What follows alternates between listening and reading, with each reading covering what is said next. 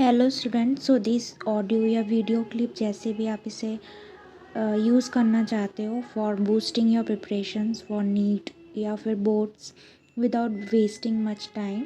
सो आप इसे कभी भी जब आप फ्री हो या पढ़ाई का मन ना कर रहा हो उस टाइम आप इसे ऑडियो या वीडियो के फॉर्म में देखकर अच्छे से रिवाइज कर सकते हो। तो ये मेरे पर्सनल नोट्स है। तो आज हम स्टार्ट कर रहे हैं first chapter which is cell and cell division से। तो सबसे पहले ये जो डिप्लॉइड सेल दिख रहा है यहाँ पे होमोलॉगस क्रोमोसोम्स है और ये हैप्लॉइड सेल है। यहाँ पे अपन को दिख रहा है 2 कॉपी ऑफ ईच क्रोमोसोम्स, यहाँ पे only 1 copy of each chromosomes. यहाँ पे 2n की वैल्यू है 46 क्रोमोसोम और यहाँ पे n की वैल्यू है 23। यहाँ पे 23 पेयर्स है।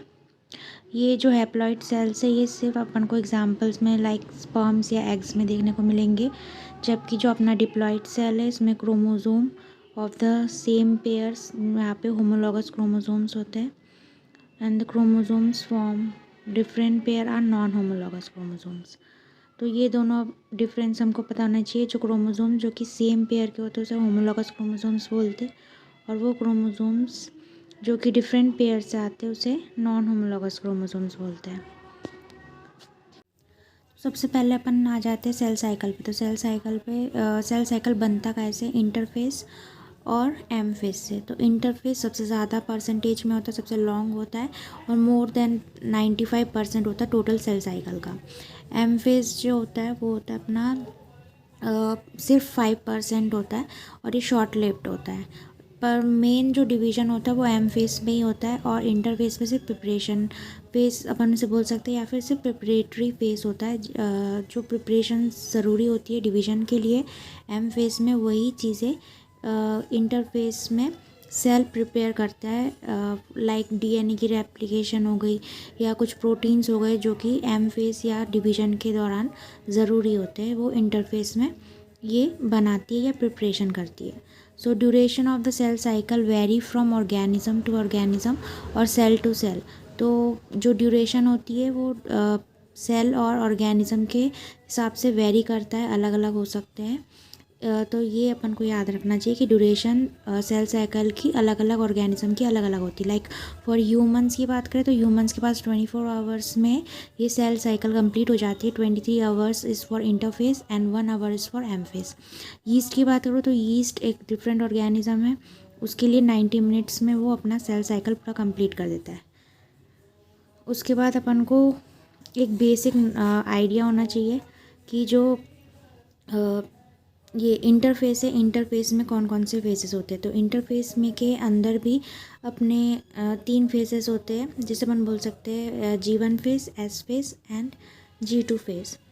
तो फॉर एग्जांपल अपन ने पेरेंट सेल को मान लिया है कि नंबर ऑफ क्रोमोसोम इसमें 2n=4 है, डीएनए का अमाउंट 2C मान लेते हैं और number of chromatids in a chromosome is 1। तो पेरेंट सेल और G1 में कोई भी डिफरेंस नहीं होता है। G1 और पेरेंट सेल सब सेम होते हैं, जैसे आप देख सकते हैं 2n=4 है तो G1 में भी 2n=4 है। डीएनए अमाउंट 2C है तो G1 में भी 2C है और नंबर ऑफ क्रोमैटिड्स अगर सेल साइकिल में 1 है तो G1 में भी 1 है। उसके बाद एस में जो होता है ये डीएनए की रेप्लिकेशन होती है, पर इसमें ये चीज़ अपन को ध्यान रखनी है कि नंबर ऑफ क्रोमोसोम तो सेम रहता है लेकिन डीएनए का अमाउंट में सिर्फ डबल हो जाता है। डीएनए का अमाउंट डबल हुआ मतलब क्रोमैटिड्स भी डबल हो गए, पर क्रोमोसोम का नंबर सेम ही रहा। तो ये अपन को थोड़ा सा देख के चलना पड़ता है या ध्यान रखना पड़ता है। G2 में क्योंकि जो भी होना था, जो भी डिप्लिकेशन होनी थी, जो भी चीज़ें डबल होनी थी वो हो चुका होता है एस फेस में। उसके बाद डीएनए में और क्रोमोसोम में और क्रोमैटिड्स में कोई भी डिफरेंस नहीं होता G2 में। तो G2 में जैसे एस फेस में है वैसे ही G2 में भी वैसे ही रहेगा। उसके बाद एम फेस में क्या हो रहा है कि क्रोमोसोम के नंबर 4 है, डीएनए का अमाउंट फिर से पेरेंट सेल जैसा हो जाता है। मतलब अपन ये बोल सकते हैं कि M phase is where after completion of the M phase the daughter cells are, इसमें जो सेम चीज़ें होती है वो बिल्कुल पेरेंट सेल जैसा अपन बोल सकते हैं। जैसे यहाँ पे 2n=4 है, डीएनए अमाउंट 2C है और नंबर ऑफ क्रोमैटिड्स 1 है, वैसे ही एम फेस के बाद एंडिंग होने के बाद 2n=4 है जैसा पेरेंट में था। डीएनए का अमाउंट 2C है, इसमें भी 2C है, और नंबर ऑफ क्रोमैटिड्स 1 है तो इसमें भी 1 है। उसके बाद तो अपन यहाँ पे आ जाते हैं कि एक्चुअली होता क्या है कि पेरेंट सेल मान के चलो जिसमें 2n है और डीएनए का अमाउंट 2C मान लेते हैं, ठीक है। और ये एक डिप्लॉइड सेल है, 2n मतलब डिप्लॉइड सेल, और ये 2C है मतलब डीएनए का अमाउंट अपन मान के चलते हैं 2C है। उसके बाद पेरेंट सेल है अपना, तो पेरेंट सेल में मान के चलते अपने पास 10 सेल ऑर्गेनल्स है, 10 सेल ऑर्गेनल्स है। उसके बाद G1 आ गया, G1 मतलब इंटरफेस चालू हो गई। तो इंटरफेस में क्या होता है कि अभी भी सेम ही दिख रहा है अपन को, जैसे पेरेंट सेल में 2C था, यहाँ भी 2C है और डिप्लॉइड तो है ही। तो यहाँ पे सिर्फ क्या हो रहा है कि सेल के ऑर्गेनल्स जो होते हैं वो चेंज हो रहा है। यहाँ पे 10 सेल ऑर्गेनल्स थे तो यहाँ पे 16 सेल ऑर्गेनल्स हो गए, मतलब मैक्सिमम ग्रोथ होती है, मैक्सिमम सेल की maximum growth is there in G1 phase और ऑर्गेनल सिंथेसिस। तो अपन को दो चीज़ें ध्यान रखनी है G1 फेस में कि मैक्सिमम ग्रोथ किस में होती है G1 फेस में, और मैक्सिमम सेल ऑर्गेनल की सिंथेसिस भी किस में होती है G1 फेस में। उसके बाद जो दूसरी स्टेज है वो वहाँ पे क्या हो रहा है एस फेस में। यहाँ पे बहुत ज़्यादा इंपॉर्टेंट है, एस फेस में अपन को याद रखना है कि जो डीएनए का अमाउंट 2C था पेरेंट और G1 में, वो अब 4C हो चुका, मतलब डीएनए की रेप्लिकेशन हुई है, डीएनए की सिंथेसिस हुई है। न्यूक्लियस, हिस्टोन प्रोटीन, सेंट्रियोल की डुप्लीकेशन इन द साइटोप्लाज्म, और कुछ ऑर्गेनल्स भी बढ़ते, लेकिन सबसे ज़्यादा मैक्सिमम ऑर्गेनल्स बढ़ते अपने G1 पे, एस पे इतने नहीं बढ़ते। एस पे अपन को सिर्फ इतना ध्यान देना है, DNA replication, DNA synthesis, nucleus, histone protein, centriole duplication in the cytoplasm. उसके बाद ये और एक चीज़ ध्यान रखनी है अपन को कि throughout this process cell की ग्रोथ कंटिन्यूस रहती, पर सबसे ज़्यादा ग्रोथ G1 में होती, पर ये चीज़ कंटिन्यूस भी रहती है ग्रोथ की। तो ग्रोथ अभी भी हो ही रहा है। उसके बाद G2 फेस पे जो रेप्लिकेशंस होनी थी वो हो चुकी है, और जो बची कुची चीज़ें जो डिवीज़न के पहले होनी चाहिए वो होती है, जैसे सिंथेसिस ऑफ प्रोटीन होगी, जैसे tubulin protein which is required for the cell division in the M phase, वो चीज़ें। उसके बाद एम फेस में ये दो डॉटर सेल्स बन गई हैं जो कि सिमिलर है बिल्कुल पेरेंट सेल जैसा, 2n जैसा, 2C जैसा, 2n और 2C। तो इंटरफेस और एम फेस का थोड़ा सा ओवरव्यू ले लेते हैं। तो इंटरफेस में क्या है कि it is a non dividing face, ये एक नॉन डिवाइडिंग फेस है, ये इसे अपन रेस्टिंग फेस बोल सकते हैं। Cell is not actually dividing but it is actually preparing for the division, so it is a resting phase और a non dividing phase. Cell metabolically active रहता है, continuous synthesis है, content of the nucleus and cytoplasm continuously growth करती रहती है। Divided into 3 phases, G1 जिसे gap 1 phase बोलते हैं, एस फेज जिसे सिंथेसिस फेज बोलते हैं, और G2 जो कि G2 गैप 2 फेज है। एम फेज में दो चीज़ें होती है, कैरियोकाइनेसिस एंड साइटोकाइनेसिस। कैरियोकाइनेसिस मतलब division of nucleus, cytokinesis cytoplasm की डिवीजन। एम फेज को अपन इक्वेशनल डिवीजन भी बोलते हैं बिकॉज क्योंकि DNA chromosome content same in both parent and daughter cells. अभी अपन ने देखा था कि जो डॉटर सेल्स में डीएनए का कंटेंट है वो सिमिलर है पेरेंट सेल जैसा, इसीलिए इसको बोलते हैं इक्वेशनल डिवीजन। सेल साइकिल, तो what is cell cycle? A sequence of events by which cell duplicate its genome DNA others constituent cell organelles is called as interphase, and the distribution equally in two daughter cells by a complex series of event, उसे अपन M face बोलते। तो interface और M face दोनों हो चुका है। M face को भी इसको डिवाइड किया जाता है प्रोफेस में, मेटाफेस में, एनाफेस में, टीलोफेस, और इसी को अपन क्या बोलते हैं? Karyokinesis. No change in chromosome number but DNA amount doubles. Chromosome duplication, DNA की रेप्लिकेशन हो रही है। Growth is continuous process, G1 S and then G2, ये continuous process. Parent cell have 20 chromosomes and 10 grams DNA. तो G1 S and G2 and M phase में कितने होंगे? तो अपन को पता है क्रोमोसोम के नंबर तो सेम है because there is no change in chromosome number, all will be 20, but यहाँ पे जो डीएनए का अमाउंट है, डीएनए का अमाउंट पहले G1 फेज में 10 था, एस फेज में ये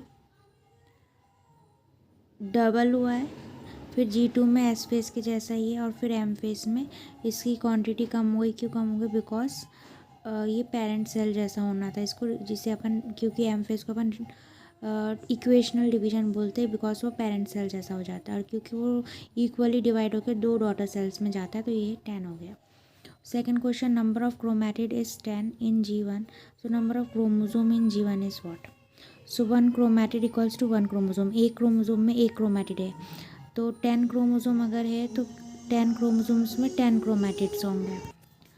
third question, number of chromatids in 10, the number of chromatid is 10 in G2 या S फेज, जो भी अपन बोलो, बिकॉज दोनों में सिमिलर होते हैं, तो G2 या फिर S बोलो, दोनों में ही सिमिलर होते हैं। तो नंबर ऑफ क्रोमोजोम्स कितने होंगे S में? तो क्रोमोजोम के नंबर में अगर 2 क्रोमैटिड्स इन 1 क्रोमोजोम, तो 10 chromatids equals to 5 chromosomes. G naught phase, अब G naught phase is actually not a part of cell cycle, तो जी नॉट फेस ये सेल साइकिल का पार्ट तो नहीं होता, बट इस time cell is metabolically active but not divide. Inactive quiescent phase भी अपन इसे बोल सकते हैं, इनएक्टिव फेस या क्विसेंट फेस।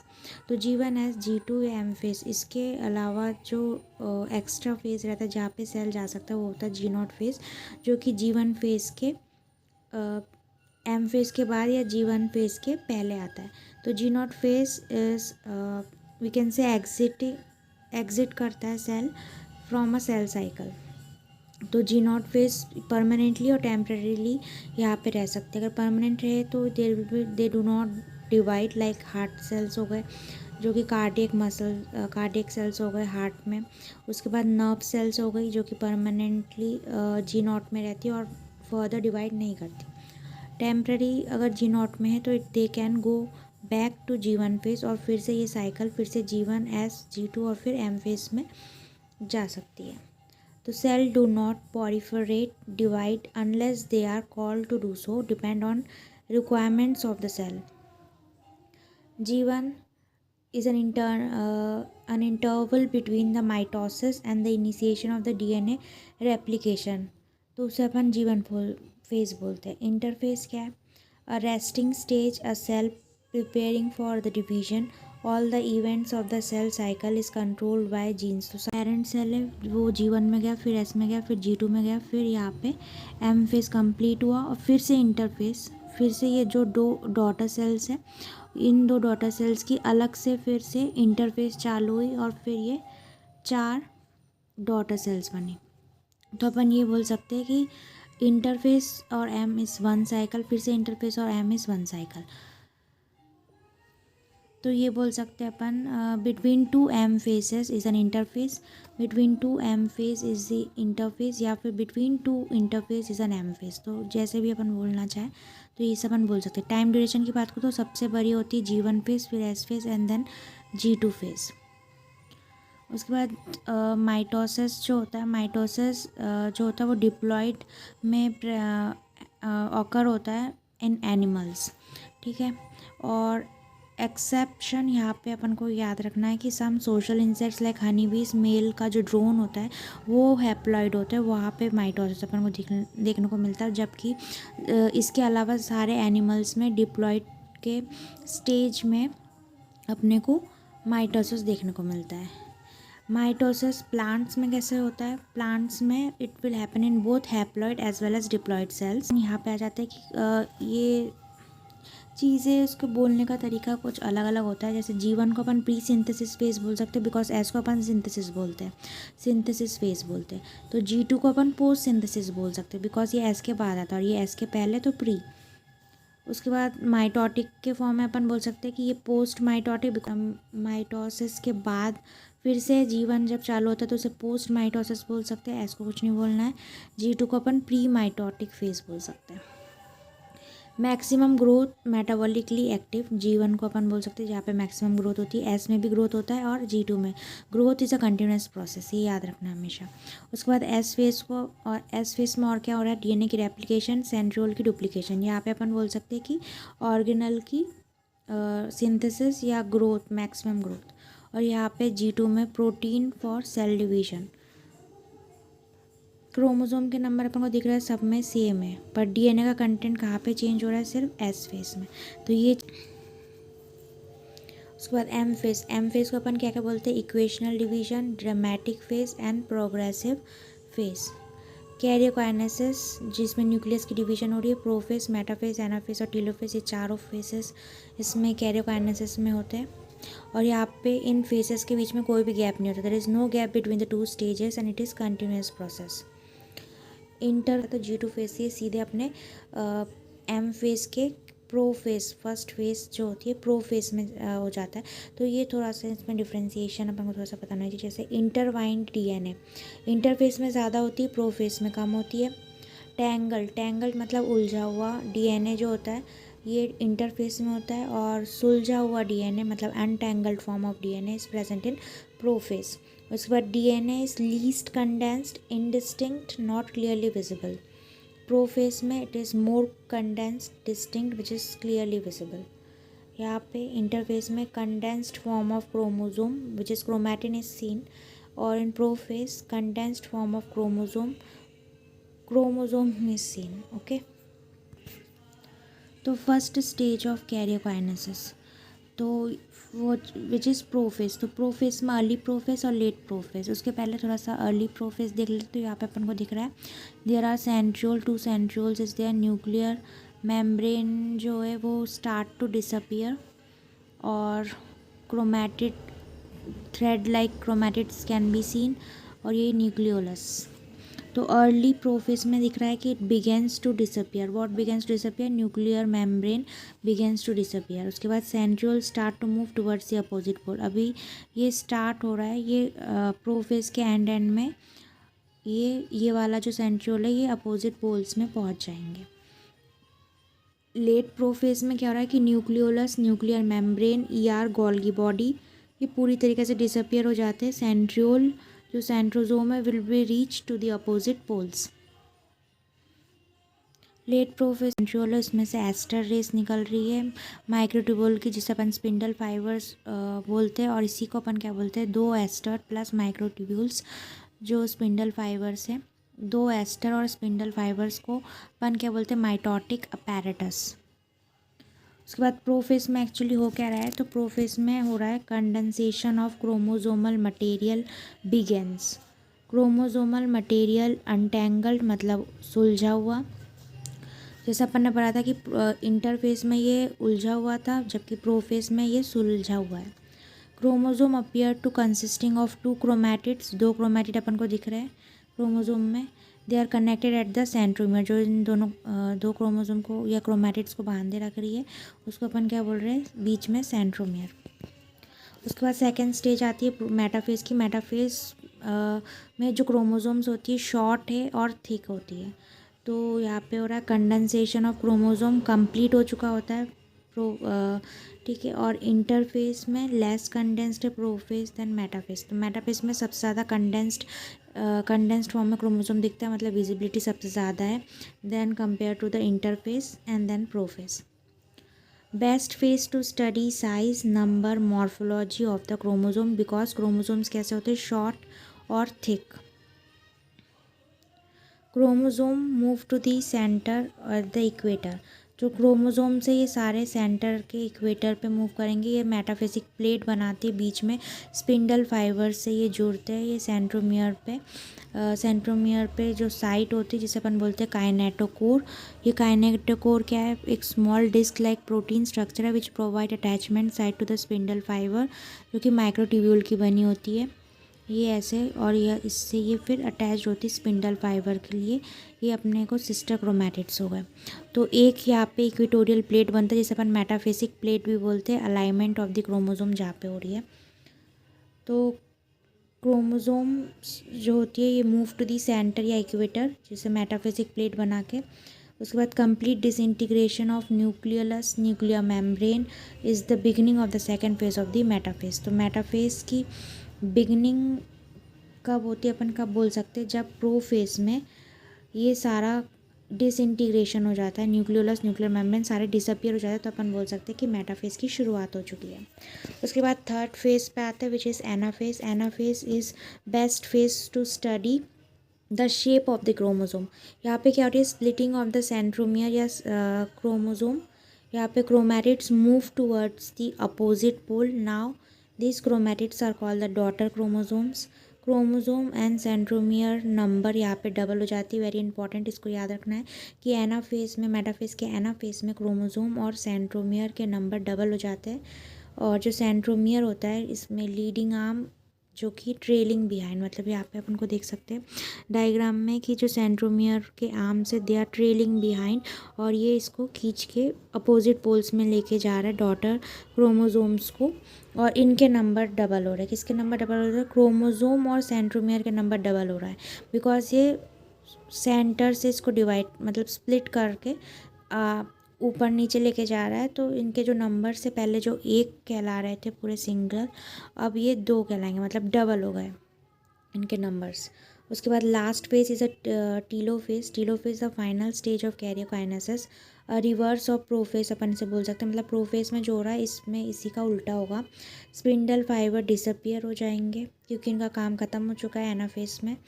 उसके बाद क्रोमोसोम डीकंडेंस, पहले जो कंडेंस्ड फॉर्म थे, कंडेंस्ड हो चुका था प्रोफेज में, वो अब इसमें उल्टा होगा प्रोफेज का, तो ये डीकंडेंस्ड हो जाएंगे to form a chromatin again thread like structure, जो कि इंटरफेस के टाइम थी इनकी क्रोमोसोम की स्ट्रक्चर थ्रेड लाइक क्रोमैटिन के फॉर्म में फिर से टीलोफेज में आ जाएगा। Chromosome loses their identity. पहले जो अपन ये बता पा रहे थे कि 1 2 3 4 क्रोमोसोम्स है, इनकी आइडेंटिटी अब ये खो जाएंगे बिकॉज ये थ्रेड लाइक स्ट्रक्चर में फिर से कन्वर्ट हो जाएंगे, जो कि होगा अपना अर्ली टीलोफेज में। Nucleolus ER nuclear membrane Golgi reappear हो जाएंगे at the late telophase. Early telophase में पहले तो क्रोमोसोम डिकंडेंस्ड हो रहा है क्रोमैटिन के फॉर्म में, क्रोमोसोम आइडेंटिटी लूज़ कर रहे हैं, उसके बाद लेट टीलोफेज में ये सारे फिर से रीअपियर हो जाएंगे two nucleus in one cell karyokinesis complete. यहाँ अपन को दिख रहा है डॉटर न्यूक्लियस है और ये डिकंडेंस्ड क्रोमोसोम्स है। न्यूक्लियोलस रीअपियर हो गया, न्यूक्लियर मेम्ब्रेन रीअपियर हो चुका है। उसके बाद साइटोकाइनेसिस में ये दोनों डिवाइड हो जाएंगे इनटू 2 डॉटर सेल्स। तो ये जितने भी टेबल्स है बहुत ज़्यादा इंपॉर्टेंट है, इससे क्वेश्चंस बहुत अच्छे से आसानी से बन जाएंगे। तो अपन को ये देखना है कि parent cell, number of chromosome, DNA content, number of chromatids in one chromosomes. तो पेरेंट सेल 4 मान के चलते, डीएनए कंटेंट 2C और नंबर ऑफ क्रोमैटिड्स 1। तो G1 जैसे मैंने बोला था पेरेंट सेल और G1 में सेम होता है, तो G1 में भी 4, डीएनए कंटेंट 2C और number of chromatids is 1। S phase में क्रोमोसोम का नंबर सेम ही रहेगा और डीएनए कंटेंट डबल हो जाता है, विच इज़ 2C से 4C हो जाएगा, और क्रोमैटिड का नंबर भी, क्योंकि डीएनए कंटेंट बढ़ा है तो क्रोमैटिड का भी बढ़ेगा, विच इज़ 1 से 2। उसके बाद G2 में कोई भी चेंज नहीं होगी, जो चेंज होनी थी वो एस में हो चुका है, तो ये एस जैसे ही होगा 4C एंड देन 2। प्रोफेस में भी कोई चेंज नहीं आएगा, यहाँ पे 4C एंड 2। मेटाफेस में भी कोई चेंज नहीं आ रहा, 4C एंड 2। चेंज कहाँ पे आएगा, एनाफेस में, क्योंकि अपन ने पढ़ा था कि यहाँ पे हो रही है स्प्लिटिंग ऑफ द सेंट्रोमियर और क्रोमोसोम की भी स्प्लिटिंग हो रही है, तो यहाँ का जो नंबर होता है एनाफेस में वो डबल हो जाता है। तो 4 का यहाँ पे 8, क्रोमोसोम का नंबर डबल हो रहा है 8। पर याद रखना कि डीएनए का कंटेंट अभी भी वही है, क्योंकि डीएनए तो डबल नहीं हुआ है ना, क्रोमोसोम के स्प्लिटिंग क्रोमोसोम की हुई तो क्रोमोसोम का नंबर डबल होगा, पर उसमें जितने डीएनए थे जो कि एस फेस में डबल हुआ था इसके टाइम 4C के टाइम, वो तो अभी भी वही है 4C है, क्योंकि डबलिंग तो हुई नहीं है, सिर्फ अपन ने उसको नाम ऐसे बोल दिया क्योंकि इसकी स्प्लिटिंग हो चुकी है इसीलिए। तो 4 से 8 अब बोलने लगे, और क्रोमैटिड का नंबर कम हो चुका है, क्योंकि एक क्रोमोसोम में अगर 2 क्रोमैटिड पड़ रहे थे, अब वो क्रोमैटिड या थ्रेड्स जो होगी वो कम हो चुकी है, विच इज़ 1। टीलोफेज में क्योंकि डिवीजन होना है यहाँ पे, तो यहाँ पे और हाफ हो जाता है, क्योंकि सेल के अंदर ही अपनी कैरियोकाइनेसिस हो जाती है, तो यहाँ पे 8 से ये 4 हो गया क्रोमोसोम का नंबर, 8 से 4, क्योंकि अपन को पता है कि ये कैसे करना है अपन को पेरेंट सेल जैसा, तो 4 का 4, 2C का 2C और यहाँ पे 1 का 1, तो ये बिल्कुल पेरेंट सेल जैसा हो जाता है। उसके बाद यहाँ पे कुछ चीज़ अपने को नोट करनी है, जैसे कि हैप्लॉइड और डिप्लॉइड सेल्स में क्या होता है। जो डीएनए का कंटेंट मोस्टली इसमें बताया कि डिप्लॉइड में क्या होता है और हैप्लॉइड सेल्स में क्या होती है। सो DNA अगर पेरेंट सेल में 2C है तो N में 1C है। G1 में कोई भी चेंज नहीं आएगा, पेरेंट सेल जैसा ही है। S फेस में DNA का कंटेंट चेंज हुआ है और यहाँ पे 2C था तो यहाँ पे 4C हुआ है, और हैप्लॉइड वाले में 1C था तो 2C हुआ है।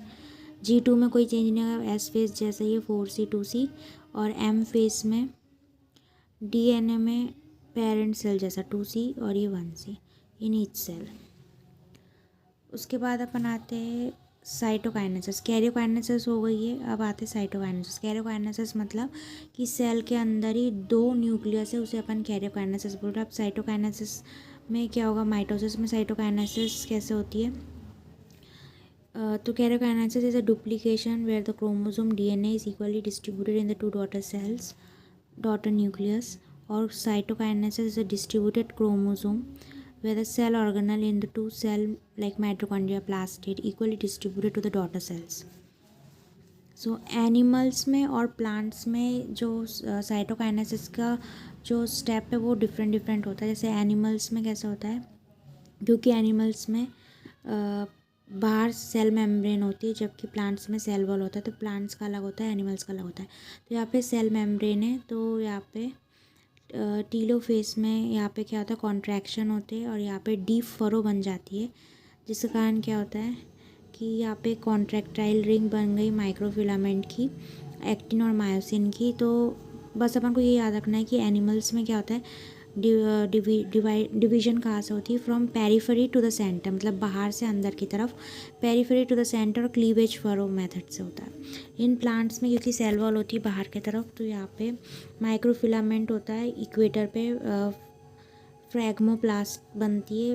यहाँ पे vesicle of the Golgi body जब ऐड हो जाती है तो यहाँ पे एक सेल प्लेट बन जाती है। सेल प्लेट में मिडिल लैमेला हो गया, बीच में सेल प्लेट हो गई, और फिर यहाँ पे डिवीजन होता है अंदर से बाहर की तरफ, सेंटर टू द पेरिफेरी। और किस मेथड से होती है, सेल प्लेट मेथड से होती है। उसके बाद यहाँ पे कुछ क्वेश्चन है जो अपन को देख लेना चाहिए कि number of generation required for formation of 64 cells which is 2 की पावर n। तो ये वाला फॉर्मूला अपन को लगाना है 2 की पावर n। तो 2 की पावर n लगाएंगे तो अपन को यहाँ पे मिल जाएगा। तो पे आंसर आ गया 6 कि 2 की पावर अगर अपन 6 रखेंगे तो यहाँ पे अपना आ जाएगा 64। तो यहाँ पे कितने जनरेशन्स लगी, 6 जनरेशन लगी for 64 cells. Second question, number of mitotic division for 64 cells. Division की बात हो रही है तो फॉर्मूला लग जाएगा अपना n-1 which is 64 - 1 which is 63। तो कितने डिविजन्स हो गए, 63 mitotic divisions are required for 64 cells. Note करना है कि when karyokinesis is not followed by cytokinesis, ये तो अपनी एनसीईआरटी की लाइन है कि when karyokinesis not immediately followed by the cytokinesis, तो यहाँ पे एक मल्टी न्यूक्लिएटेड कंडीशन हो जाती है जिसे अपन सिंसाइटियम बोलते हैं। जैसे for example liquid in coconut is जो कि एंडोस्पर्म कहलाता है, तो सिंसाइटियम की कंडीशन अपन को कोकोनट में देखने को मिलती है। अब सब कुछ हो गया, माइटोसिस हो गया। अब अपन पढ़ते हैं सेकेंड जो इम्पॉर्टेंट है इस चैप्टर में, which is meiosis. So meiosis पढ़ लेते। तो मियोसिस में क्या होता है कि chromosome number is reduce to half, इसीलिए मियोसिस को अपन रिडक्शनल डिवीजन बोलते हैं, जिसमें 2n अगर डिप्लॉइड सेल है तो वो किस में कन्वर्ट हो जाती है, हैप्लॉइड। और जो मियोसिस है वो मोस्टली अपन यूज़ करते हैं क्योंकि अपन को हैप्लॉइड गैमीट्स बनाने रहते हैं। तो गैमीट फॉर्मेशन में मोस्टली ये मियोसिस बहुत ज़्यादा इंपॉर्टेंट होती है। लाइक फॉर एग्जांपल 46 क्रोमोसोम है मदर एंड फादर्स में, तो डिप्लॉइड सेल है तो यहाँ पे पहले तो गैमीटोजेनेसिस होता है जिससे 23 ये आकर फादर से स्पर्म आ गए और मदर से एग आ गए। तो मियोसिस में गैमीट हो गए जो कि हैप्लॉइड है। यहाँ पे मियोसिस के थ्रू अपन ये 46 से 23 मतलब डबल से इसको 23 करते हैं, मतलब डिप्लॉइड से हैप्लॉइड सेल्स के फॉर्म में। उसके बाद यहाँ पे होगी फर्टिलाइजेशन जो कि रिस्टोर करेगी इस डिप्लॉइड कंडीशन को। फिर से 2n हो गई अपने 46 जो कि जाइगोट बन गए। तो यहाँ पे ये वाली अगर अपन को याद हो गया इन पिक्चर्ड फॉर्म, तो ये बहुत ज़्यादा आसान हो जाएगा, अपन को दिमाग में रहेगा कि इसके बाद कौन सा स्टेप आता है कौन सा नहीं आता है। सो फॉर मान के चलो ये अपना एक सेल है पेरेंट सेल जो 2n है मतलब डिप्लॉयड है और इसमें DNA कंटेंट 2C है। तो सबसे पहले होगा इंटरफेस, जहाँ पे और नहीं अपन को पता है इंटरफेस में क्या होता है। इंटरफेस के एस फेस में होगी DNA की रेप्लिकेशन और सेंट्रियोल की डुप्लीकेशन। उसके बाद अभी भी 2n ही है और क्योंकि DNA की रेप्लिकेशन हो चुकी है तो 2C से अब 4C हो गया क्या DNA का कंटेंट। उसके बाद आता है मियोसिस फर्स्ट। मियोसिस फर्स्ट क्या होगा, मियोसिस फर्स्ट सबसे पहले अपन को याद रखना कि मियोसिस फर्स्ट होता है किस में। तो मियोसिस फर्स्ट होता है it will occur in 2n मतलब डिप्लॉयड सेल में होता है और क्रोमोसोम नंबर इसमें क्या होता है हाफ हो जाते हैं, इसलिए अपन मियोसिस फर्स्ट को रिडक्शनल डिवीजन बोलते हैं। तो 2n से यहाँ पे हो गया n मतलब हैप्लॉइड सेल बन गए और DNA का कंटेंट भी इक्वली डिवाइड हो गया into 2 daughter cells which is 2C and 2C। उसके बाद मियोसिस सेकंड आता है। मियोसिस सेकंड के पहले अपना एक छोटा सा गैप आता है जिसे अपन बोलते हैं इंटरकाइनेसिस, जिसमें सिर्फ और सिर्फ सेंट्रियोल की डुप्लीकेशन होगी, DNA की रेप्लिकेशन नहीं होगी, सिर्फ सेंट्रियोल की डुप्लीकेशन हो रही है। तो सिर्फ DNA की रेप्लिकेशन किस में हो रही है, इंटरफेस में। तो अपना मियोसिस सेकंड जो कि सेम टू सेम होता है जैसे माइटोसिस अपन ने पढ़ा था पहले, वैसा ही सेम टू सेम होता है meiosis second. So meiosis second first of all it will occur in a haploid cell, जबकि मियोसिस सेकंड अपन ने देखा था वो किस में होता है डिप्लॉइड सेल में, जबकि मियोसिस फर्स्ट किस में ऑकर हो रहा है हैप्लॉइड सेल में। There is no change in chromosome number, chromosome number में मियोसिस सेकंड में कोई भी चेंज नहीं हो रहा है। Equational division similar to mitosis, meiosis second को अपन इक्वेशनल डिवीजन बोल सकते हैं because it is similar to mitosis, क्योंकि माइटोसिस को भी अपन इक्वेशनल डिवीजन बोलते थे।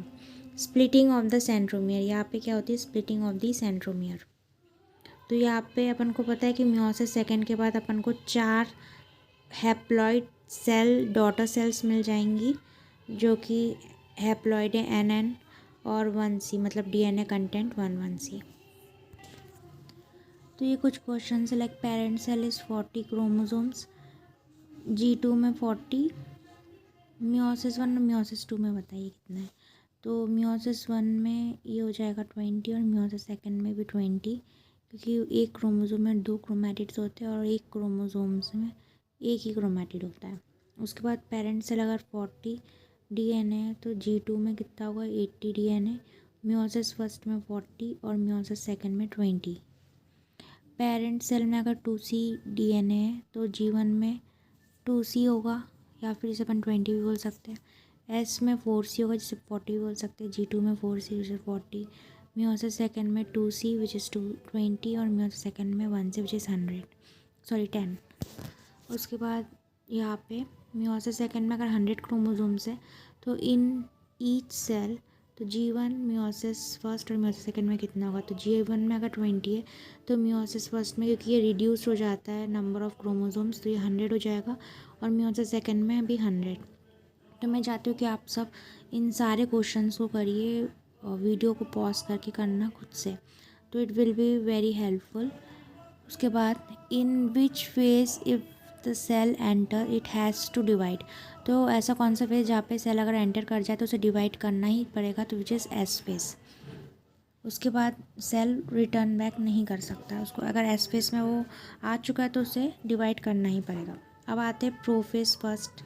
ये किसका प्रोफेज फर्स्ट है, ये मियोसिस फर्स्ट का प्रोफेज फर्स्ट है। जो मियोसिस फर्स्ट का प्रोफेज फर्स्ट है ये खुद 5 उसमें डिवाइडेड है, 5 स्टेजेस पे डिवाइडेड है which is called as leptotene, zygotene, pachytene, diplotene and diakinesis. So meiosis first is more complex, elaborate और long so compare to the prophase of mitosis. So mitosis के prophase से ये जो meiosis का profess है ये बहुत ज़्यादा लॉन्ग है, इलेबरेट है और बहुत ज़्यादा कॉम्प्लेक्स भी है। सो सबसे पहला स्टेज है प्रोफेस फर्स्ट का विच इज़ लिप्टोटीन। तो लिप्टोटीन में है कि देयर इज़ कॉम्पैक्शन और condensation of chromosome begins and continues, very important कि ये चालू तो होता है फिर ये कंटिन्यू चलता भी रहता है until it's 5 stages till diakinesis. क्योंकि अगर ये पहले ही ख़त्म हो गया कंडेंसेशन तो ये सारे स्टेजेस में होगा क्या, क्योंकि prophase is actually all about condensation and compaction of this chromosomes.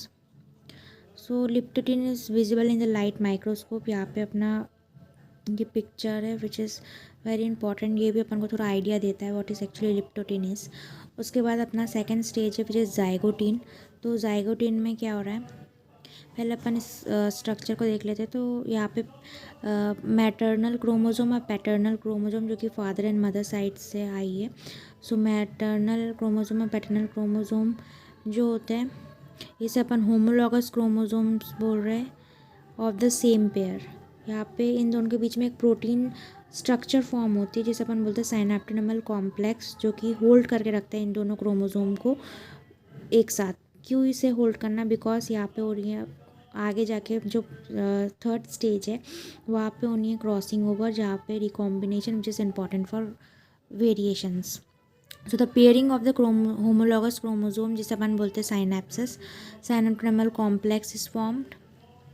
यहाँ पे एक चीज़ याद रखनी है कि जाइगोटिन में all the chromatids are not compactly distinct या फिर विजिबल. तो ये इनकी जो 4 क्रोमैटिड्स है ये इतने ज़्यादा अच्छे से विजिबल नहीं होता.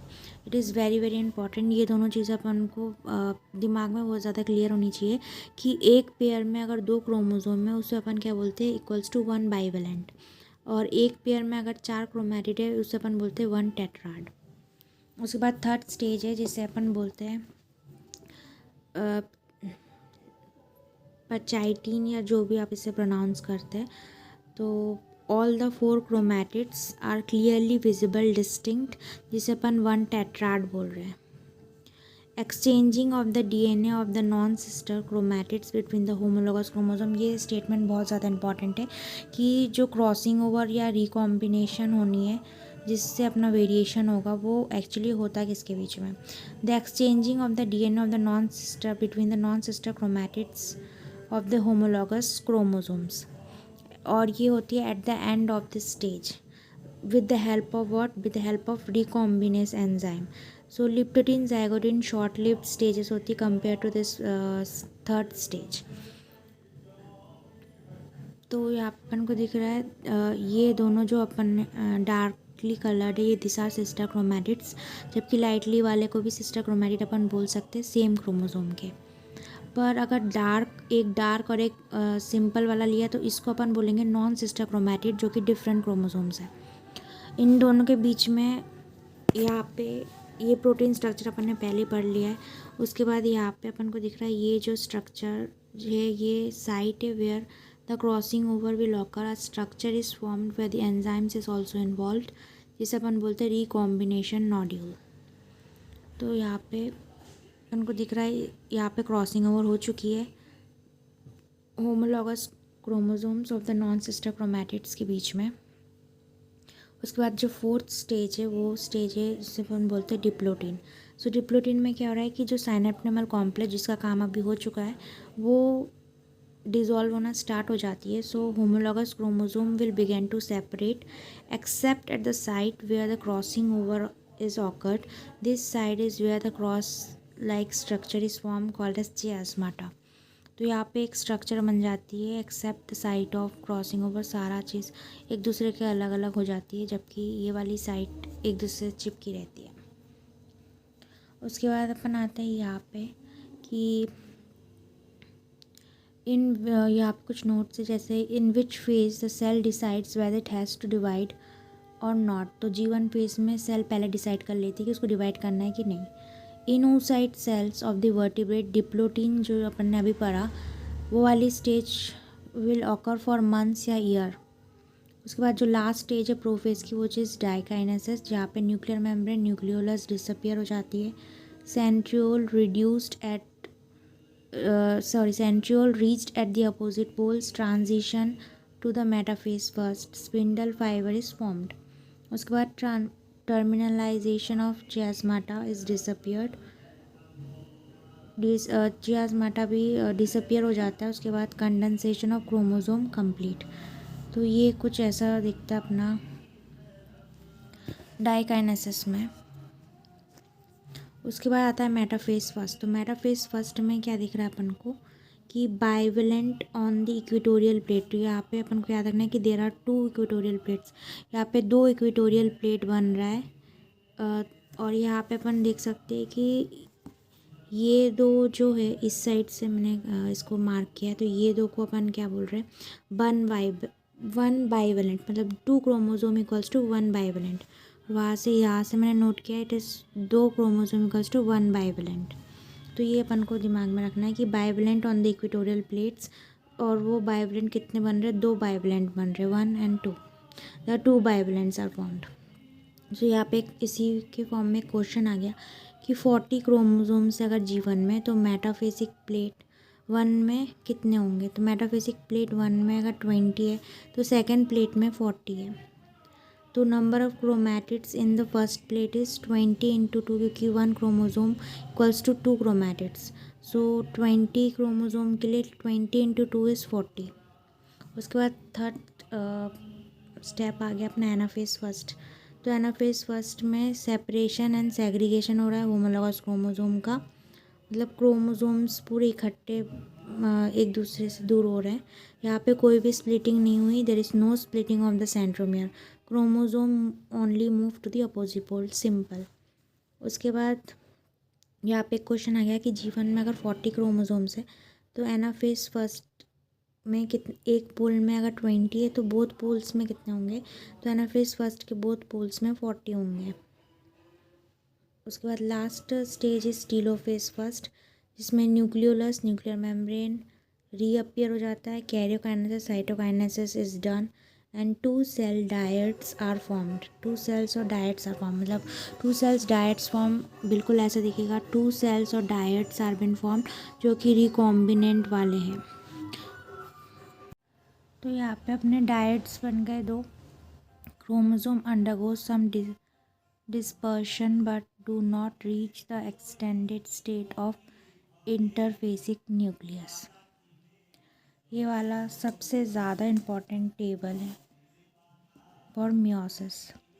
For parent cell chromosome DNA and chromatid in 1 chromosome. Parent cell में मान के चलो 4 है, डीएनए 2C और क्रोमैटिड 1। जीवन में सेम रहेगा जैसे पेरेंट सेल में 4 4 2C and 1। एस फेस में क्रोमोसोम का नंबर चेंज नहीं होगा पर डीएनए कंटेंट डबल हो जाते हैं, 2C से 4C, बिकॉज डीएनए डबल हुआ है तो क्रोमैटिड भी डबल होंगे 1 से 2। G2 में सेम एस के जैसा बिल्कुल कोई चेंज नहीं है।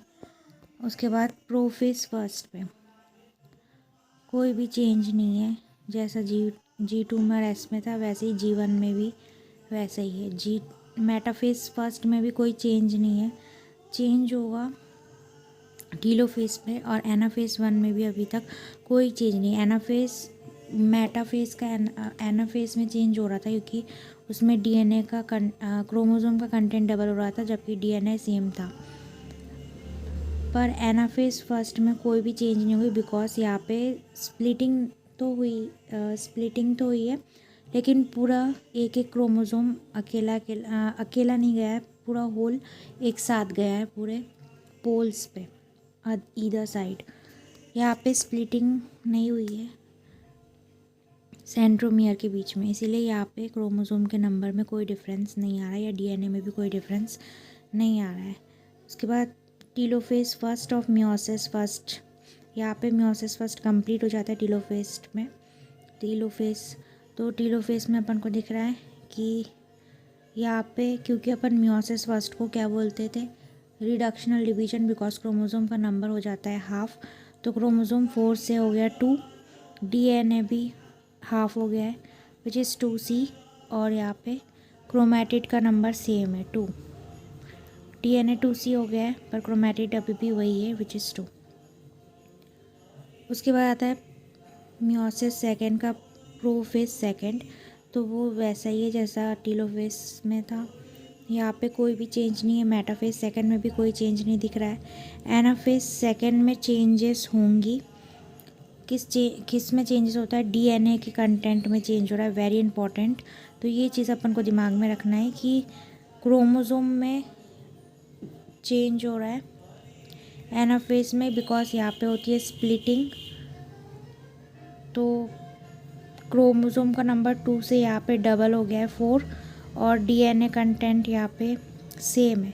डीएनए कंटेंट में कोई भी चेंज नहीं हो रहा है। चेंज किस में हो रहा है अपना, क्रोमोसोम में और क्रोमैटिड में। तो एनाफेज सेकंड में याद रखना अपन को, क्रोमोसोम में कोई चेंज नहीं है।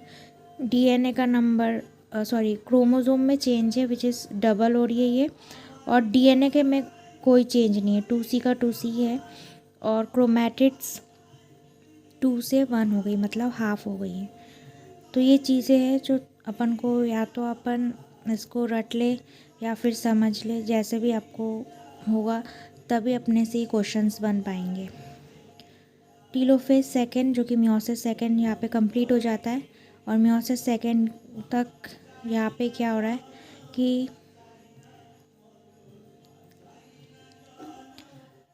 यहाँ पे ये 2 हो रहा है, 4 से ये 2 होता है क्रोमोसोम। यहाँ पे डीएनए 2C से 1C, और क्रोमैटिड 1 से 1। अब आते हैं इंटरकाइनेसिस, जो कि बीच पे आता है प्रो मेटाफेज सेकेंड स्टार्ट होने से पहले उसके बीच में गैप आता है जिसे अपन बोलते हैं इंटरकाइनेसिस, जो कि एक शॉर्ट गैप है between the meiosis first and meiosis second के बीच में, या फिर टीलोफेज फर्स्ट या प्रोफेज सेकेंड, ऐसे भी अपन बोल सकते हैं। यहाँ पे कोई भी रेप्लिकेशन नहीं हो रही डीएनए की, सिर्फ सेंट्रियोल की डुप्लीकेशन हो रही है। उसके बाद ये दिमाग में रखना है, इस पूरे टेबल का एक समरी अगर ले तो क्या क्या चेंजेस हो रहे हैं यहाँ पे अपन को दिख रहा है कि जैसे पेरेंट सेल G1 फेज में क्रोमोसोम का नंबर 4 है, और डीएनए मान के चलो 2C है। तो एस फेज में क्रोमोसोम का नंबर तो सेम है, डीएनए का कंटेंट डबल होता है 2C से 4C। G2 में वैसे ही सेम रहेगा एस फेज जैसा। उसके बाद मियोसिस फर्स्ट में क्या हो रहा है कि जो क्रोमोसोम के नंबर है, क्योंकि इसे रिडक्शनल डिवीजन बोलते हैं तो अपन ऐसे याद करके रख सकते हैं कि मियोसिस फर्स्ट होगा, रिडक्शनल डिवीजन बोल रहे हैं तो क्रोमोसोम का नंबर होता है हाफ, और डीएनए का भी नंबर यहाँ पे क्या हो रहा है, हाफ। डीएनए का नंबर भी हाफ हो रहा है और क्रोमोसोम का नंबर भी हाफ हो रहा है। मियोसिस सेकेंड की बात करूँ तो क्रोमोसोम वैसे के वैसे ही है, और डीएनए यहाँ पे 2C से 1C हो रहा है। तो अब अपन मियोसिस सेकेंड पे आ गए। तो मियोसिस सेकेंड पे सबसे पहले प्रोफेज सेकेंड पे अपन को दिख रहा है कि न्यूक्लियर मेम्ब्रेन डिसअपियर हो जाता है, जैसे हमेशा प्रोफेसिस में होता है। उसके बाद क्रोमोसोम बिकम कॉम्पैक्ट और कंडेंस, बिल्कुल ही माइटोसिस जैसा चल रहा है। उसके बाद मेटाफेज सेकेंड में 2 मेटाफेसिक प्लेट बन रही है। क्रोमोसोम इक्वेटर पे सिंगल एक सेल में एक प्लेट बन रही है, और टोटल 2 प्लेट्स बन रही है, पर सिंगल क्रोमोसोम्स के लिए एक ही प्लेट बन रही है, एक सेल के अंदर एक ही प्लेट बन रही है। उसके बाद एनाफेज सेकेंड में स्प्लिटिंग ऑफ द सेंट्रोमियर, जैसे अपना माइटोसिस में स्प्लिटिंग होती है वैसे ही इसी मियोसिस सेकेंड के एनाफेज सेकेंड में भी वैसी ही स्प्लिटिंग होगी सेंट्रोमियर की। सिस्टर क्रोमैटिड सेपरेट होंगे, शॉर्ट माइक्रोट्यूब्यूल्स शॉर्ट होंगी। क्रोमोसोम नंबर जो होगा वो डबल हो जाएगा, और chromosome move towards the opposite poles, then यहाँ पे क्रोमोसोम अपोजिट पोल्स में मूव आउट कर जाएंगे। उसके बाद आता है टीलोफेज सेकेंड में आपको दिख रहे थे रिकॉम्बिनेंट वाले 4 अपने हैप्लॉइड सेल्स, डॉटर सेल्स बन गई है। Karyokinesis cytokinesis done, nuclear membrane reappear, 4 cells are form जिसे अपन टेट्राड बोल रहे हैं। ये वेरी इंपॉर्टेंट कि मियोसिस सेकेंड के एंड में जो 4 सेल्स बनती है वो डिसिमिलर होती है to each other and to the parent cell. अब आते हैं सिग्निफिकेंस पे मियोसिस की, why meiosis is important. So it maintains the chromosome number from one generation to the another, but it is paradox. Meiosis chromosome number को half करती है। Crossing over variation, और variation कारण क्या होता है यहाँ पे, इवोल्यूशन। उसके बाद कुछ क्वेश्चन है जो अपन को how many meiosis are required for formation of 200 seeds embryo in a Pisum sativum. So जब भी सीड्स या एम्ब्रियो की बात होगी तो वो ये सारे पहले तो मियोसिस सेकेंड के बाद ही बनते हैं, और सीड्स और एम्ब्रियो की बात होगी तो यहाँ पे एक फॉर्मूला है n+n/4 का। तो यहाँ पे 200 + 200/4, तो यहाँ पे ये आंसर आ जाएंगे 250। उसके बाद ये सेकंड क्वेश्चन कि how many meiosis are required for 100 pisum pollen grains.